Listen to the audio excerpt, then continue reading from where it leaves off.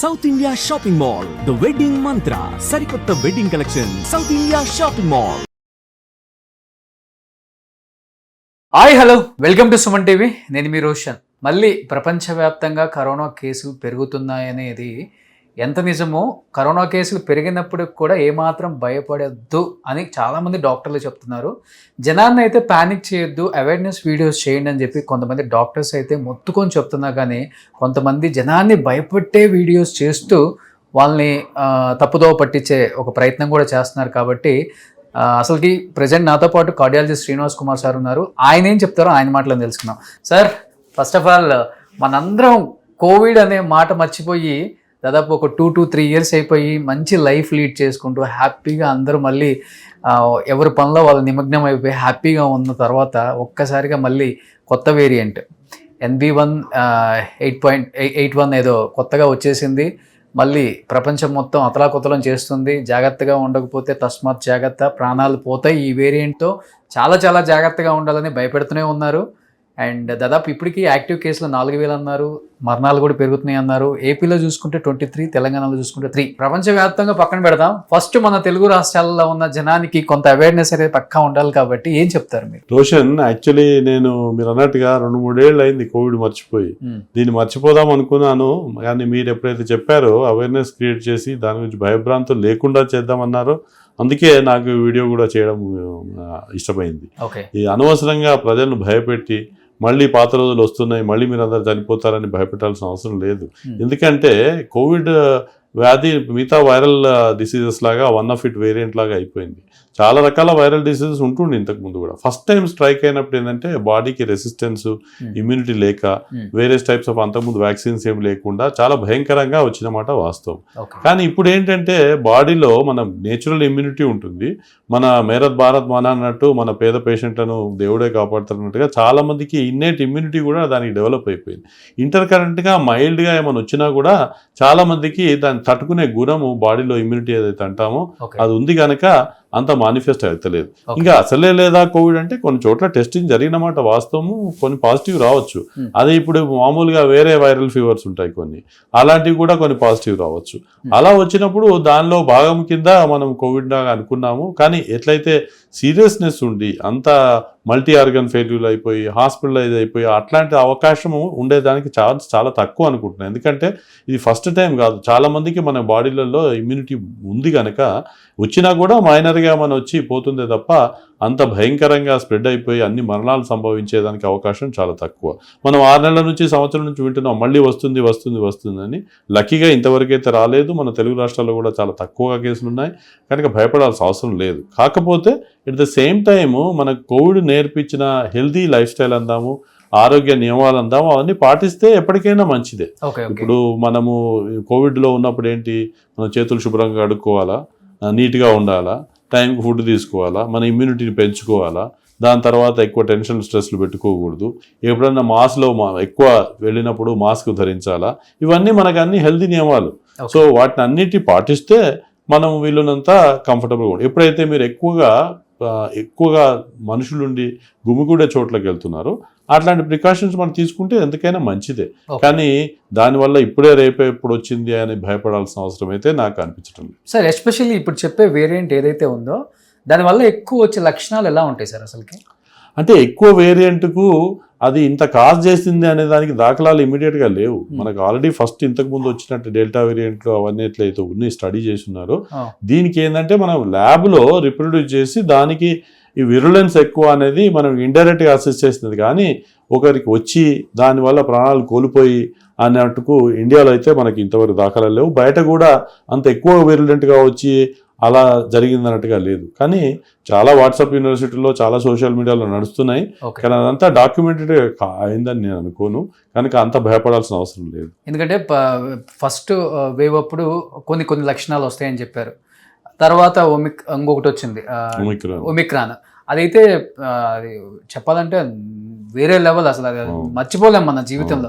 Second variant అనేది తల తిరగటం, తర్వాత డెల్టా వేరియంట్, ముక్కు జలుబు ఇవి వచ్చాయి తర్వాత.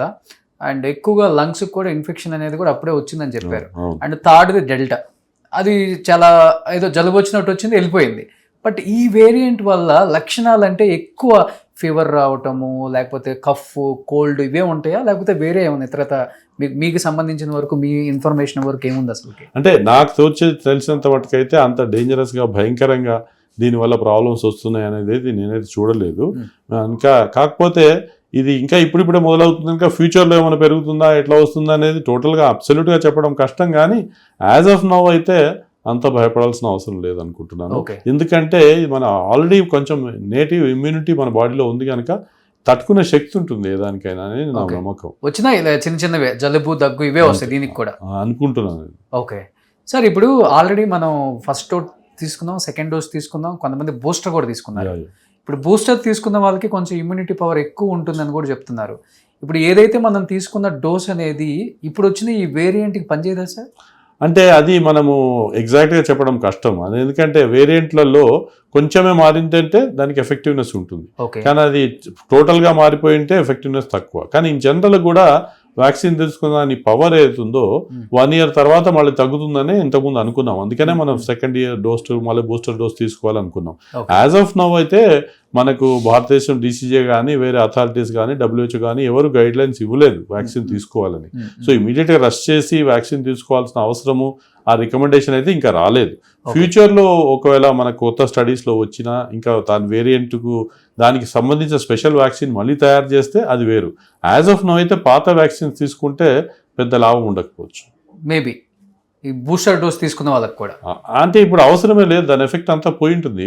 ఇప్పుడు కొత్తగా వచ్చే వైరస్కి దానికి ఎఫెక్టివ్నెస్ ఎంత ఉంటుంది అనేది కూడా మనం ఇప్పుడే చెప్పడం కష్టం. కానీ మనకి ఏం గైడ్ లైన్స్ లేవు, రికమెండేషన్ లేదు కనుక అందరూ ఇమీడియట్గా రష్ చేసి భయపడిపోయి వ్యాక్సిన్ తీసుకోవాల్సిన అవసరం అయితే లేదు. ఎందుకంటే కొంతమంది భయపెట్టేస్తున్నారు, వ్యాక్సిన్ తీసుకోండి ముందే దీనికి మంచిది అని చెప్పేసి. కానీ ఇంతవరకు వ్యాక్సిన్, ఇప్పుడు ఈ వ్యాక్సిన్ దానికి పనిచేయదు అన్నప్పుడు కొత్త వేరియంట్కి ఇప్పుడు మళ్ళీ ఆల్రెడీ వ్యాక్సిన్ తీసుకొని కోవిషీల్డ్, కోవాక్సిన్, స్పుట్నిక్ అది రికమెండెడ్ కాదండి. అందుకే చెప్తున్నాను, ప్రస్తుతం ఉన్న వ్యాక్సిన్స్లో ప్రస్తుతం ఉన్న పరిస్థితుల్లో ఓల్డ్ వ్యాక్సిన్స్ తీసుకోవాల్సిన అవసరం అయితే లేదు.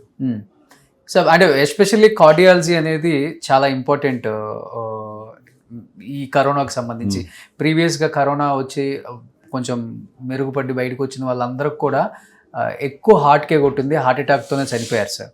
అండ్ ఈసారి అంటే కరోనా బారిన పడి హ్యాపీగా ఉన్న వాళ్ళు ఇప్పుడు వచ్చే వేరియంట్ వల్ల ఏమైనా ఇబ్బంది పడే అవకాశాలు ఉంటాయా సార్? ఎస్పెషల్లీ హార్ట్ పేషెంట్స్ ఎలాంటి ప్రికాషన్స్ తీసుకుంటే మంచిది మీ సలహా? అంటే హార్ట్ పేషెంట్స్ జనరల్గా హార్ట్ పంపింగ్ తగ్గిన వాళ్ళు, హార్ట్ ఫెయిల్యూర్ ఉన్న వాళ్ళు, వాళ్ళకి ఇన్నేట్గా కొంచెం ఇమ్యూనిటీ తక్కువ ఉంటుంది. బాడీలో శరీరంలో రెసిస్టెన్స్ పవర్ తగ్గి ఏమైనా ఇన్ఫెక్షన్ వచ్చేప్పుడు ఎక్కువ అవడానికి అవకాశం ఉంటుంది. కనుకనే మనం జనరల్గా అయితే వైరల్ ఫీవర్కి ఇచ్చే న్యూమోవాక్ అట్లాంటి వ్యాక్సిన్స్ ఉన్నాయో, ఇన్ఫ్లుయెన్జా వ్యాక్సిన్ అవన్నీ కూడా మనం అడ్వైజ్ చేస్తాం. అది అలా ఉంటుంది. కానీ ప్రస్తుతం వచ్చే న్యూ వేరియంట్కు పనిచేసే వ్యాక్సిన్ ప్రస్తుతానికి లేదు కనుక ఆ ఓల్డ్ వ్యాక్సిన్ మళ్ళీ తీసుకోవాలని అయితే రికమెండ్ చేయట్లేదు. కాకపోతే ఇన్ జనరల్ కూడా మనము బయట ఎక్స్పోజ్ కాకుండా చూసుకొని దాని తర్వాత మన నేచురల్ ఇమ్యూనిటీ పెంచేవైతే మన హెల్దీ లైఫ్ స్టైల్ ఉన్నాయో, డైట్లో నియమాలు ఉన్నాయో అవన్నీ పాటించుకుంటూ టాబ్లెట్స్ అన్ని మిస్ చేయకుండా వేసుకోవడం మాత్రం చాలా అవసరం. సో అపోలోలో ఏమన్నా నమోదైందా సార్ ఒక కేసు అయినా?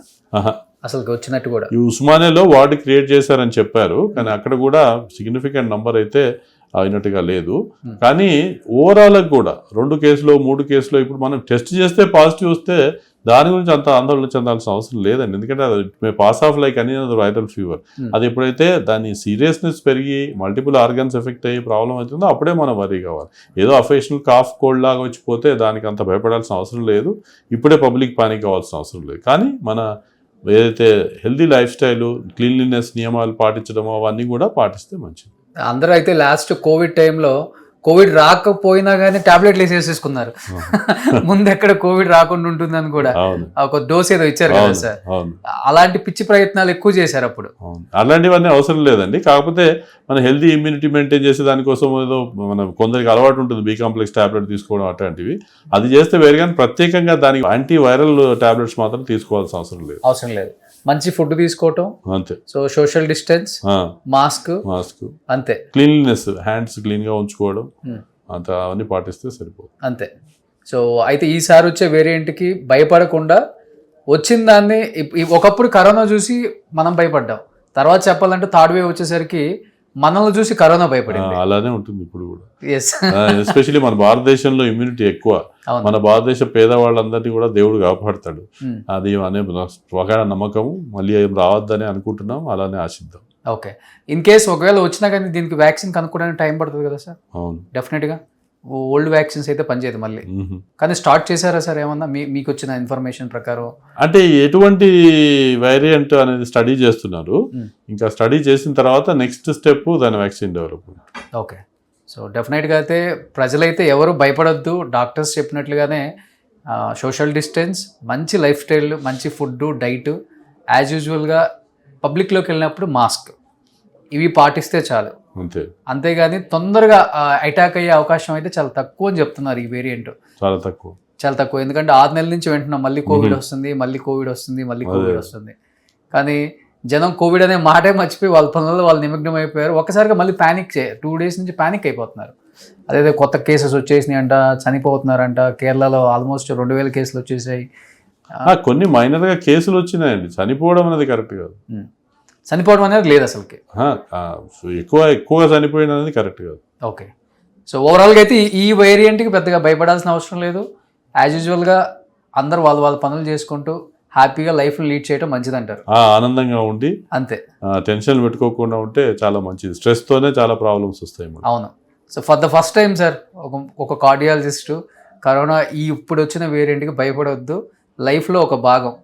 ఇన్ఫ్లుయెన్జా అనేది ఎట్లనో తర్వాత వచ్చే అదే, ఇది చాలా మంచిగా చెప్పారు మీరు. Summarising it should be considered like that. And దానికి మనం ఏదైతే మిగతా వాటికి ప్రికాషన్స్ తీసుకుంటామో దానిలాగా దీన్ని తీసుకోవాలి. మీరు ఇనిషియేటివ్ తీసుకొని ప్రజలకు టెన్షన్ తొలగించడానికి చేసినందుకు చాలా థ్యాంక్స్ రోషన్ గారు. Thank you so much Srinivas sir. ఎందుకంటే అడగగానే నేను ఫస్ట్ మీరు ఒక మాట అన్నారు, ప్యానిక్ చేయడం నాకు ఇష్టం లేదబ్బా, అసలు అవేర్నెస్ అయితే చేద్దాం, ప్యానిక్ అవ్వాల్సిన అవసరం లేదు ఈ వేరియంట్. ఎందుకంటే second wave, third wave, first wave చూసిన వాళ్ళం దీన్ని వేవ్ లాగా మనం లెక్కేయద్దు దీన్ని. సో ఇది లైఫ్ లో ఒక భాగం. సో ఒక జలుబు, దగ్గు, జ్వరం, మలేరియా, డెంగ్యూ ఎలానో ఇది కూడా అదే. అంతే. డాక్టర్ గారు క్లియర్ గా చెప్పారు, ఎవరైతే ప్యానిక్ అవ్వద్దండి. సో అన్ని రకాల జాగ్రత్తలు పాటించి ఏదైనా వచ్చినా కానీ నార్మల్గా మనం ఇంట్లో వేసుకునే రెగ్యులర్ అవి ఫాలో అయిపోయి జలుబుకి, దగ్గుకి ఏమైతే వేసుకోవచ్చో ఆ మెడిసినే తీసుకోవచ్చు.